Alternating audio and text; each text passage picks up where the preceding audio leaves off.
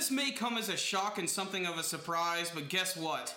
Ichigo has a brand new form in this week's chapter, and you know what? I like it. It's a little more subtle than the form we saw before in some of the movies, and even his most recent Fullbring form, which basically just made him look like he was cosplaying as a skeleton. But I like this. It's a perfect combination of his Quincy and Shinigami abilities. You see a little bit of the Quincy with the brand new white sash they have going over the black. There's even this cool little X mark going across his chest, and even has a little bit of a shoulder pad at the top. It looks awesome, but what I think was most strange about this week's chapter, as we saw Ichigo wailing on these four girls, is how calm he is throughout the course of the entire chapter. This is the most laid-back form of Ichigo I think we've ever seen, and I think that's a nice change for the series, because frankly, he's one of the most stoic, pissed-off-looking main characters I've ever seen in a shonen series, and I like that he's showing off a little more personality this week. But this week's chapter was just a big action fest. We got to see these four girls going up against Ichigo, and it didn't disappoint. It was pretty cool. It was basically just an excuse to show how far Ichigo has gone with his training.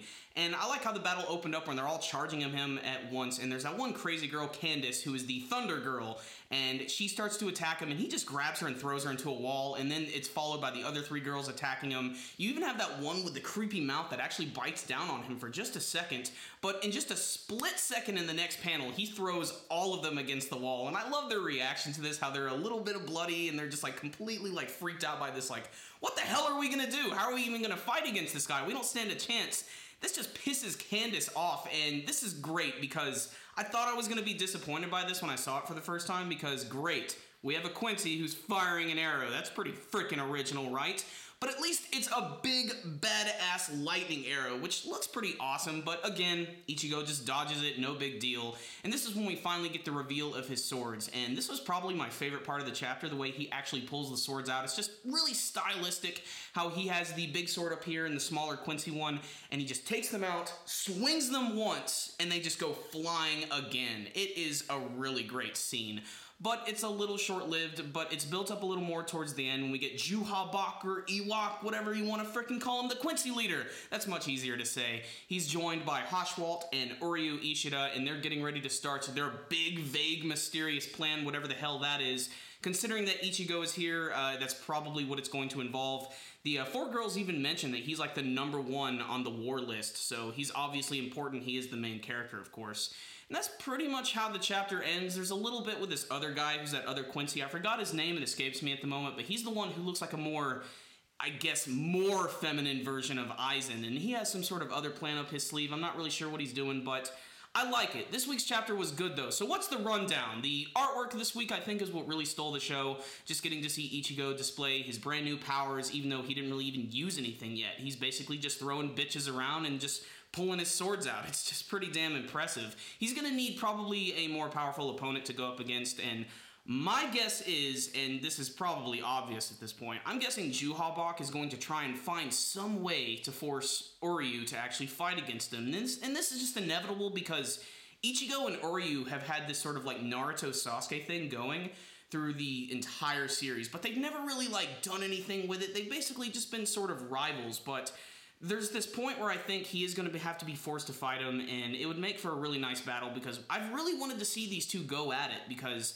they're the perfect antithesis of each other. They sort of represent the most powerful like forms of the characters we've seen in the series, and it would just be a really great clash. But there's still a lot of other Quincy that we haven't seen. We still haven't even gone back to the other people. What the hell happened to Yachiru? I mean, like, are they ever gonna even go back to that? There's still so many things. Remember Komamura turning into a wolf man? That was pretty badass. We haven't gotten back to that yet.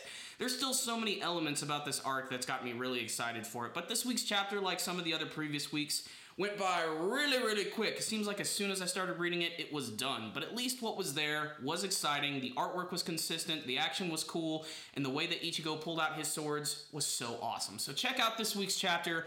I'm going to give it an 8 out of 10. I thought it was really exciting, but I wanted a little bit more to happen, and hopefully that'll happen next week. So check it out, guys. Exciting chapter. If you guys read this week's chapter of Bleach, I would love to hear your thoughts about it. You can tell me with your comments below. What did you think of Ichigo's brand new form? And what is Juha Bach's secret plan? Remember guys, before you leave, make sure and hit that like button so you can give this video a thumbs up. It really helps out the videos tremendously. And remember, if you haven't already, to subscribe to the channel so you can see all of our latest anime and manga reviews. You can also check us out on Facebook and on Twitter. I'll put links to those in the description box below. Remember, you can also donate directly to Super Kami Guru 9000 as well. Also guys, we just got back from MomoCon, this really awesome anime convention in Atlanta. Christian did a fantastic video. You should definitely check it out if you want to see all of the awesome cosplayers. We even got to meet the Nostalgia Critic. It's pretty awesome.